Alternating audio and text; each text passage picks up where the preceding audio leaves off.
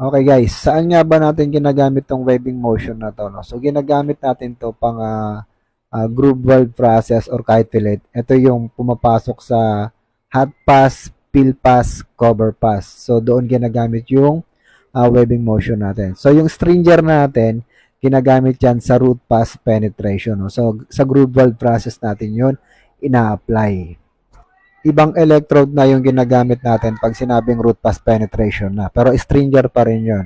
Yun na yung E6011. So pagdating naman waving motion, ang ginagamit na electrode is E7018. Sa ngayon, pagka pinagpapraktisan, pinagagamit ko lang muna talaga E6013 para hindi mahirapan mag-manipulate ng electrode yung mga baguhan nating candidate or trainees. Kasi mas madali talagang gamitin yung E6013 kumpara dun sa E6011 at saka sa 7018. Ang 6013 natin, maganda naman siyang gamitin pang fabrication. Kung wari